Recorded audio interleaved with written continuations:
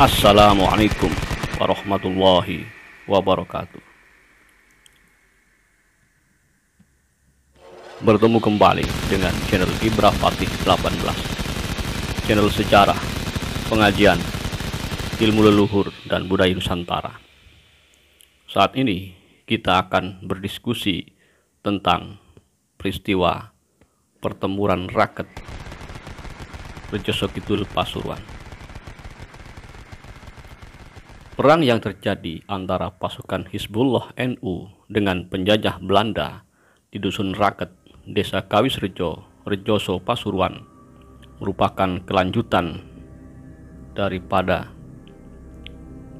perang antara Mbah Abu Dharin dengan pemilik pabrik gula Kedawung. Beberapa puluh tahun sebelumnya, Mbah Abu Dharin Tugu Kedawung, Kecamatan Grati, pernah dijebak oleh orang Belanda, pemilik pabrik gula Kedawung. Hal itu karena Mbah Abu Dharin merupakan seorang ulama dan santrinya banyak yang menjadi pejuang. Suatu saat Mbah Abu Dharin Tugu diundang si Belanda dalam acara selamatan menjelang dimulainya penggilingan tebu di musim itu. Si Belanda bermaksud menghilangkan kesaktian Mbah Abu Dharin dengan memberinya hidangan daging anjing. Tanpa diketahui banyak orang, semua hidangan selamatan itu diolah dari daging anjing. Namun dengan karomahnya, Mbah Abu Dharin tahu siasat licik tersebut. Mbah Abu Dharin kemudian menghidupkan anjing yang sudah diolah menjadi hidangan selamatan. Kisah ini mungkin terdengar aneh, namun dengan izin Allah bisa saja terjadi. Kisah ini diceritakan langsung oleh Gus Masduki, salah satu keturunan Mbah Abu Dharin. Para pemirsa yang ragu bisa mengkonfirmasi langsung kepada Gus Masduki yang tinggal di sebelah timur makam Mbah Abu Dharin di Desa Tugu, Kedawung Kulon, Grati, Pasuruan, Jawa Timur.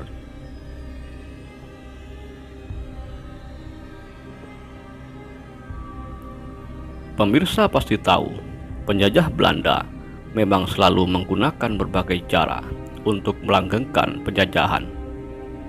Selain merampas tanah, menghabisi warga, menggunakan politik adu domba, mereka bahkan merusak Islam dengan mengirim para orientalis dan misionaris seperti Van der Plas dan Sedok Horgrange. Dalam kasus Mbah Abu Dharin ini, melalui para mata-matanya, penjajah Belanda ingin menghilangkan kesaktian Mbah Abu Dharin dengan memberinya daging anjing. Perang pemikiran juga digencarkan Belanda dengan menulis buku-buku sejarah yang menghasut dan mendiskreditkan umat Islam. Salah satu contohnya adalah salah paham antara kaum muslimin dengan kaum kejawen yang diakibatkan karena Belanda menulis buku Darmo Gandul dan Gatolojo.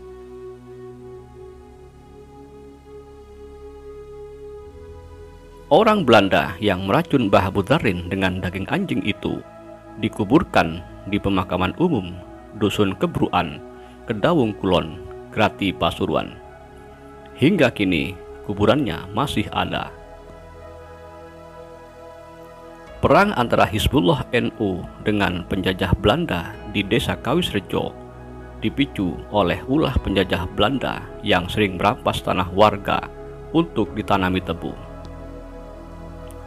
Di dekat Tugu Perang Raket Kawisrejo itu dulunya juga berdiri pabrik gula dan pemukiman penjajah Belanda.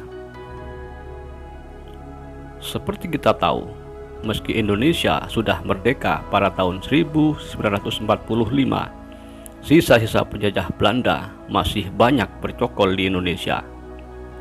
Mereka juga masih menghuni kompleks perumahan penjajah di sekitar pabrik gula Kedawung, Pasuruan. Para pejuang Hizbullah NU marah dan bertekad mengusir mereka. Para pejuang Hizbullah NU dan Laskar Sabilillah kemudian membakar pabrik gula di desa Kawisrejo, dan itu membuat marah penjajah Belanda di Kedawung. Salah satu kiai yang memimpin serangan ke markas-markas dan aset penjajah Belanda adalah Kiai Haji Sa'dullah Sidogiri. Para laskar Hizbullah NU yang menyerang pabrik gula Kawisrejo tentu saja anak buah beliau. Salah seorang anggota Hizbullah NU yang bernama Abdul Mun'im pernah menghadang tentara Belanda seorang diri. Meski berhasil menghabisi tentara Belanda, Abdul Mun'im akhirnya ditangkap dan dipenjara di markas Belanda di Kedawung. Hebatnya, Abdul Mun'im berhasil lolos dari penjara Kedawung dengan mudah pada malam harinya.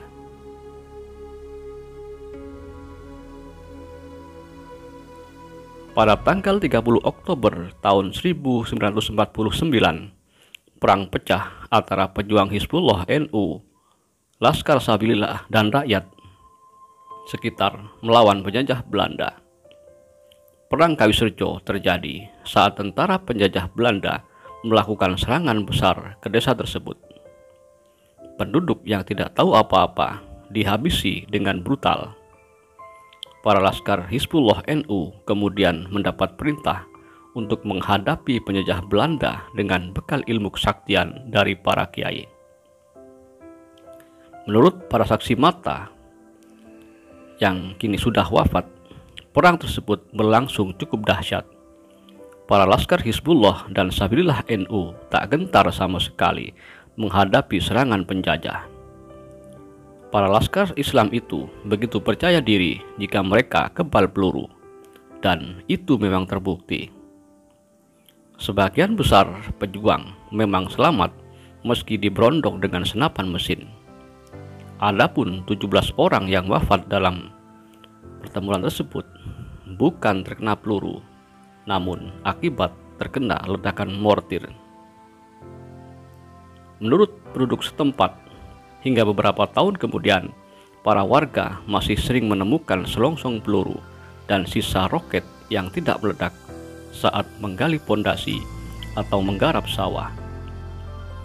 Informasi ini berdasarkan wawancara dengan Muhammad Hashim dan Kiai Haji Abdullah Syaukat Siroj. Beliau adalah keponakan Kiai Haji Sa'dullah Sidogiri, sang pemimpin Hizbullah NU Pasuruan. Data ini saya kutip dari media online Warta Bromo. Bagi pemirsa yang sering berkomentar negatif, silahkan buat channel sendiri, nanti akan saya balas. Demikian diskusi kita kali ini. Assalamualaikum warahmatullahi wabarakatuh.